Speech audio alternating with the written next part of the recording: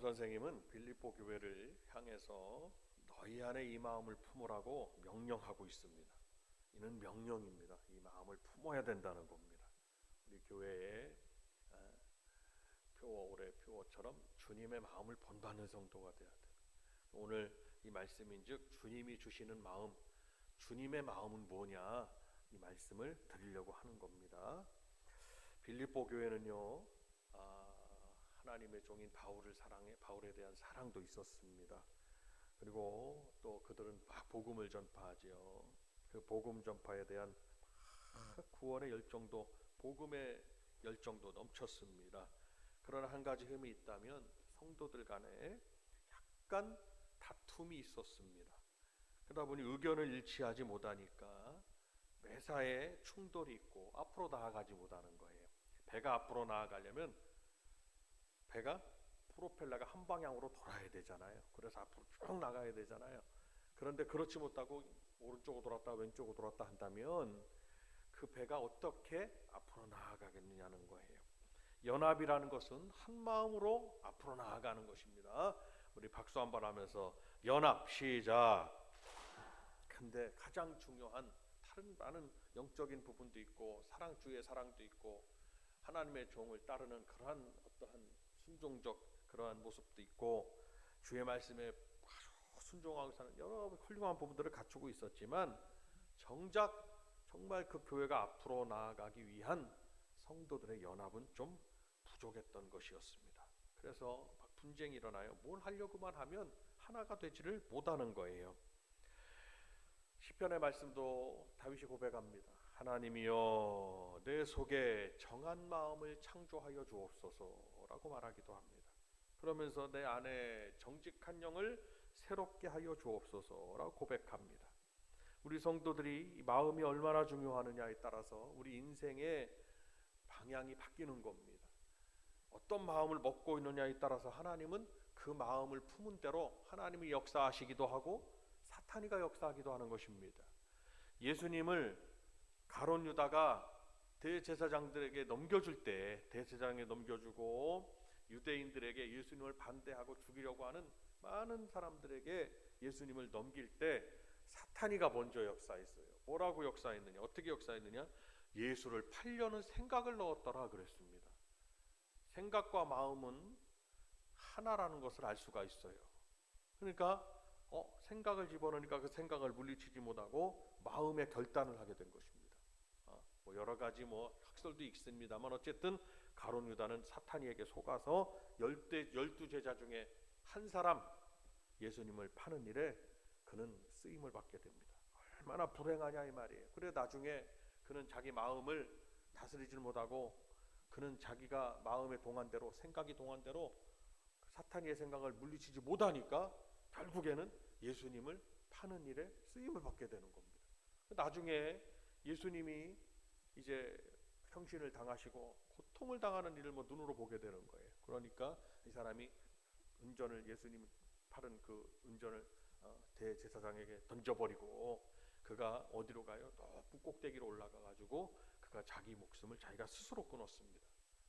그래서 그의 시신이 달려있지도 못하고 줄이 끊어서 뚝 떨어지는 바람에 어떤 밭으로 뚝 떨어져가지고 그냥 그의 몸이 죄송한 표현이지만 산산조각이 나버렸어요. 높은 데 떨어져가지고요. 그래서 피가 막 다 퍼진 거예요. 그래서 그를 피바치라 해서 그 용어로 아겔다마라고 불렀어요. 아겔다. 얼마나 불쌍하냐 이 말이에요. 그리고 주님이 뭐라고 말씀했냐면 저는 나지 않음이 좋을 뻔했다라는 말씀도 하시기도 합니다. 우리 주님께서 참 안 됐다는 거죠. 주님이 저렇게 쓰임받는 것은 참 좀 불행한 일이다는 것입니다.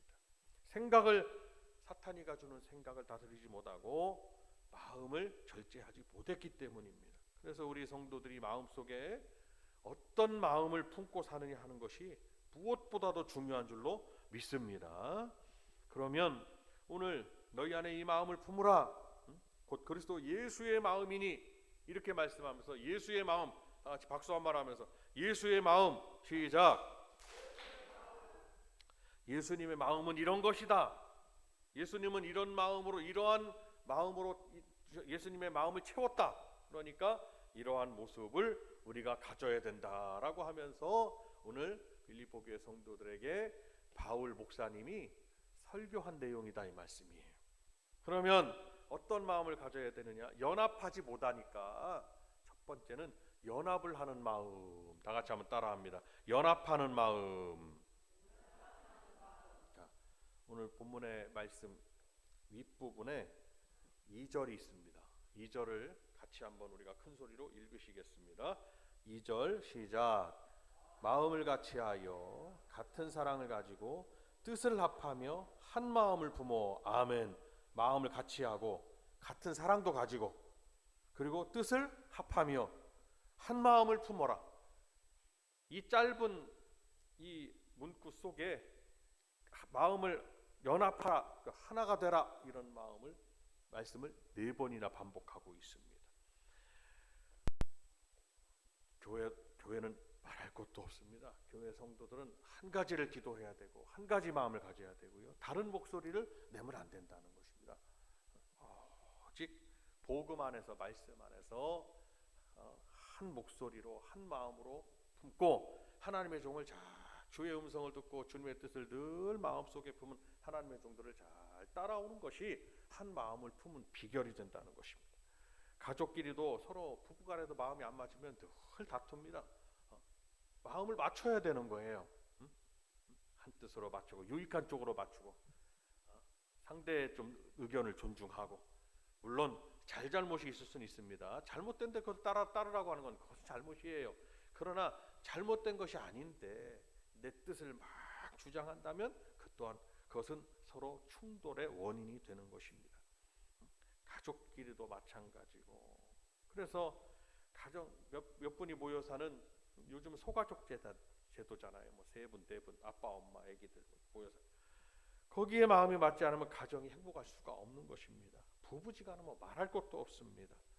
교회를 가야 되냐 말아야 되냐, 예수를 믿어야 되냐 안 믿어야 되냐, 오늘 주일날 교회를 가야 되냐 아니면 어디 친구들하고 놀러를 가야 되냐, 막 충돌해 보세요. 그럼 교회를 오는 일이 옳겠습니까? 믿음 안에서 아니면 이 예배 시간에 딴 데로 가는 것이 옳겠습니까? 당연한 거예요. 오른쪽을 따라야 된다는 거예요. 오른쪽.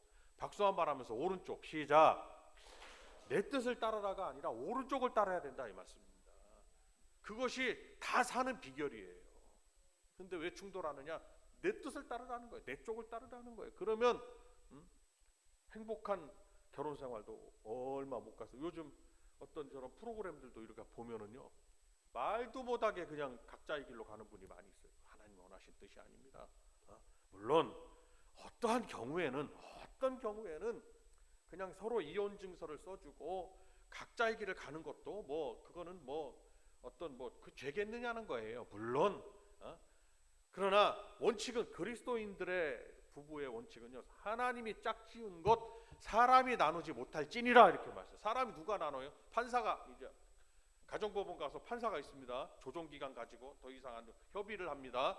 협의하지 않으면 소송이 붙으면은 그건 이제 판결에 의해 가지고 서로 재산권도 나누고 어떤 양육권도 나누고 잘잘못 따지죠. 근데 협의다 그러면 그런 거 따질 게 없어요. 그냥 협의했기 때문에. 판사가 나눠버리잖아요. 그죠? 그리고 누가 나눠요? 자기 당사자들이 나누잖아요. 하나님 뜻이 아니라. 뜻이 안 맞아버리면 그렇게 되는 거예요. 오른쪽을 따라야 되는 거예요. 근데 그 오른쪽이라는 게 뭐냐? 그 오른쪽은 진리를 말하는 거고, 진리는 성경 말씀이 진리인 거예요. 내 뜻을 따르라고 하지 말고 오른쪽을 따라가는 여러분들이 되시길 바랍니다. 교회도 마찬가지예요. 교회가 하나님의 종이 잘못된 곳으로 인도한다면 그것도 하나님의 종이 아니에요. 그 사람은 사탄에게 쓰임받았어요. 사탄에게. 그래서 하나님의 종들은 항상 영성을 유지하도록 다스리고 어떤 상황 속에서도 하나님의 그 영성을 유지하지 않으면 하나님의 뜻을 발견하고 그것을 성도들에게 전해야 되는데 그러지 못하는 경우가 있기 때문에, 항상 그렇다는 건 아닙니다. 그렇기 때문에 영성을 유지하려고 애를 쓰고 말씀의 지배를 받으려고 더더욱 노력하고 있습니다. 성도들도 마찬가지입니다. 성도들도 마찬가지예요. 한 마음으로 일치를 이루어서 앞으로 전진하는 그러한 가정이 돼야 되고, 교회가 돼야 되고, 국가도 마찬가지입니다. 물론 야당이 있고 여당, 집권당이 여당이고, 집권하지 못한 야당이잖아요. 반대만 하고 왜 그러냐고 안 되는 겁니다. 국가가 잘 되려면 잘하는 일은 같이 협력을 해야 되는 것입니다. 물론 잘못됐다 그러면 그 잘못된 것들은 반대 목소리를 낼 수도 있겠죠. 옳은 일이 아니기 때문에. 우리가 국가를 위해서 기도하는 것도 우리가 어떻게 해야 되느냐, 서로 여야가 합의해서 정말 국가를 위한 일이라면 서로가 마음을 합해야 되지 않느냐라는 것입니다. 그래야 이 대한민국이라는 큰 배가 앞으로 전진하고, 앞으로 이북과 우리나라는 섬나라 아니에요.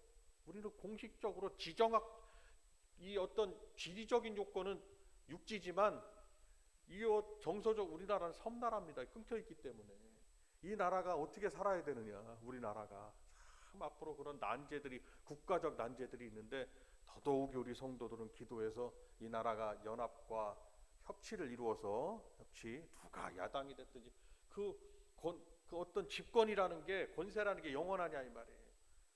4년 동안은 이 사람이 여당 됐다가 또 야당도 됐다가 야당도 됐다가 여당도 됐다가 이러잖아요.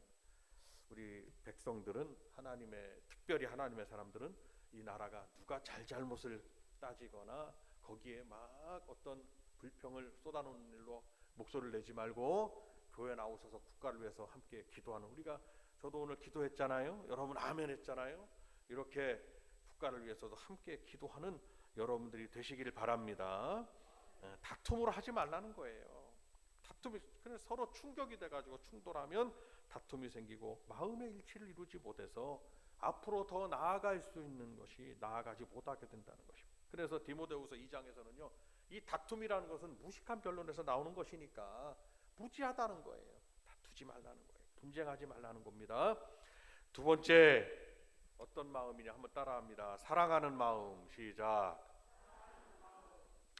마음을 같이 하고 같은 사랑을 가지라고 그랬어요. 우리는 그리스도 안에서 주님이 주신 사랑의 마음을 가진 성도들입니다. 주님이 주시는 사랑의 마음, 이론 하나님을 사랑하고 이 땅에서는 기본적으로 영혼을 사랑하는 그 사랑의 마음을 가지셔야 된다. 정말 저와 여러분이 행복하려면 사랑으로 충만하셔야 됩니다. 사랑으로 충만. 옆에 분에게 한 말씀해 주시고, 사랑으로 충만하시길 바란다고. 시작. 우리 복된교회 성도님들은 사랑으로 충만하시길 바랍니다. 어떻게 됐든지 사랑하려고 노력하고, 어떻게 됐든지 사랑으로 이해하려고 노력하고, 사랑으로 용서하려고 노력하고, 우리는 그래야 된다 이 말씀입니다. 주님의 주시는 마음은 사랑하는 마음입니다. 오늘 마음속에 여러분들이 청진기를 한번, 말씀의 청진기를 한번 대보셔가지고 나에게 사랑의 마음이 좀 소원해졌다면 그리스도의 사랑으로 꽉 채워갖고 가시기를 주님의 이름으로 축원을 드립니다. 예수님은 우리를 사랑하셨죠. 그렇기 때문에 모든 영광과 권세를 포기하셨습니다.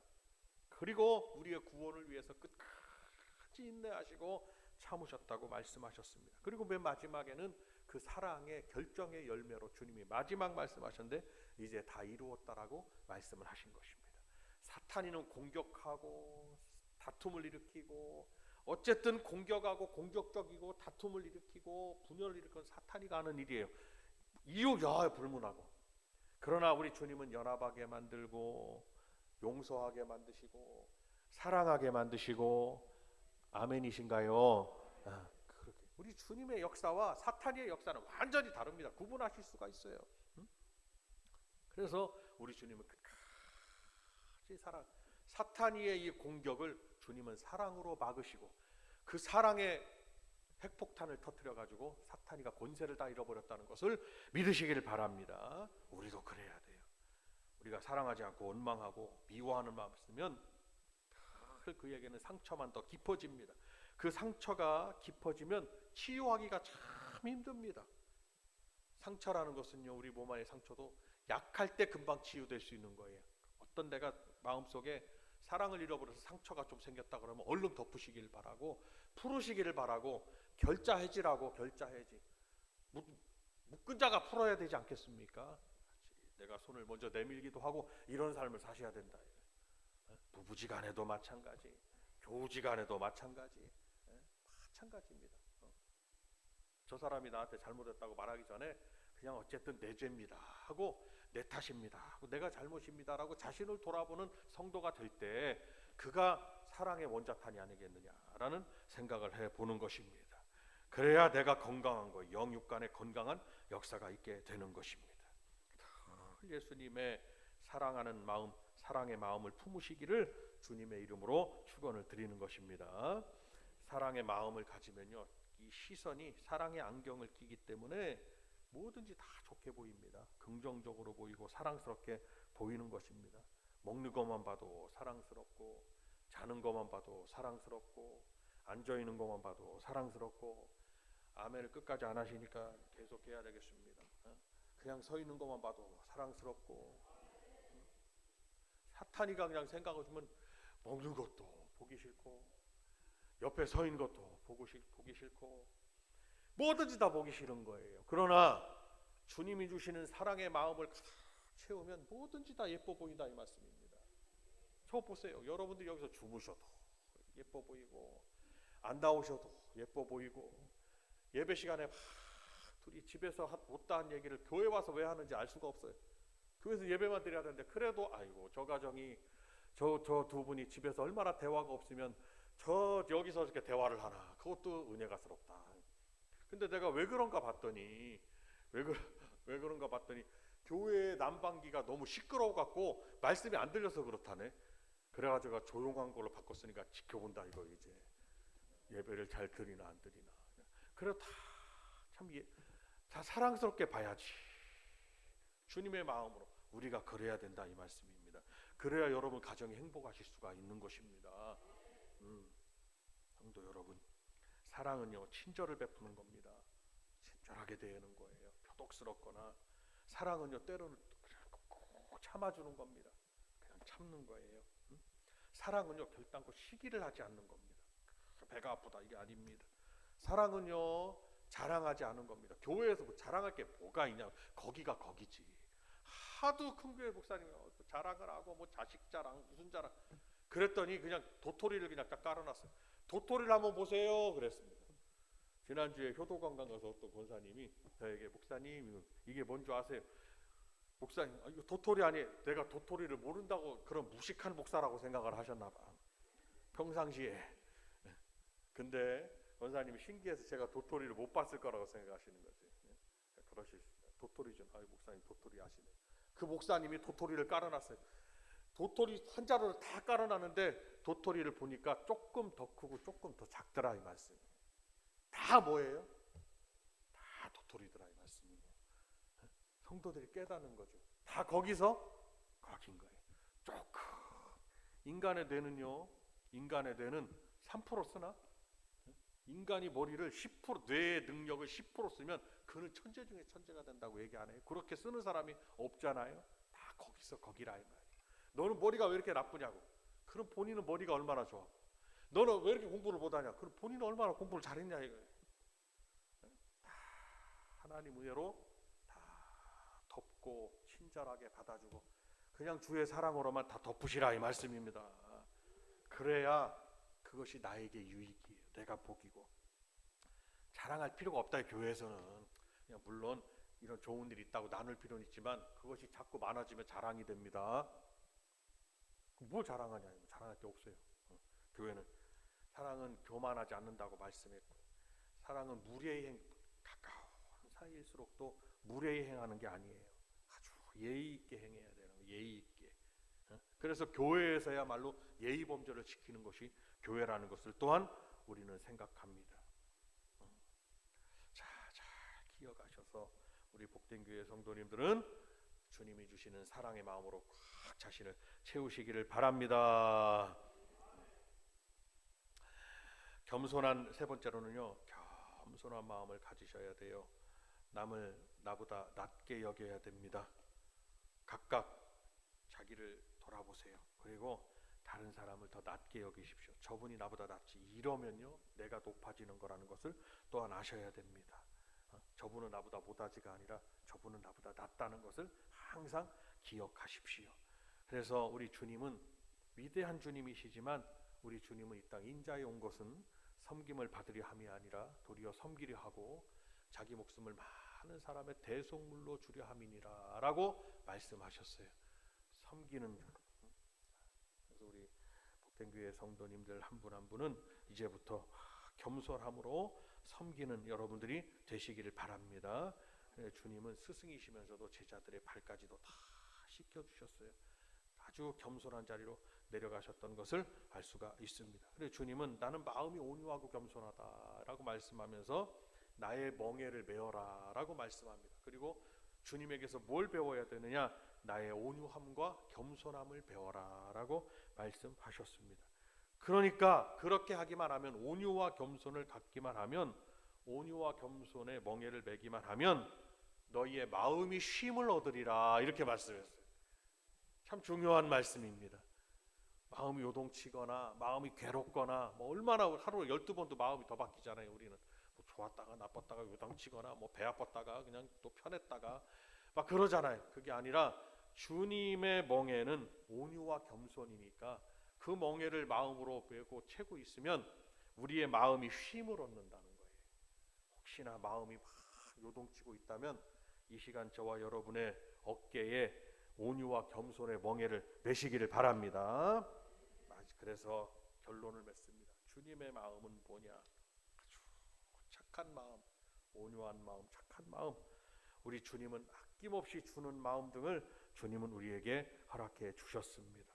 성도 여러분, 과연 내 마음은 오늘 무엇으로 채워져 있는지를 한번 돌아보면서 오늘 이 말씀을 잘 들으시고 오늘 하루 동안 이 말씀을 잘 생각하시고 저와 여러분들 마음속에 주님이 주시는 마음으로 가득 채워서, 결국 행복은 나에게 찾아오는 거니까 여러분 행복한 또 한 주간 일생의 삶이 되시기를 주님의 이름으로 축원을 드립니다. 우리 함께 두 손을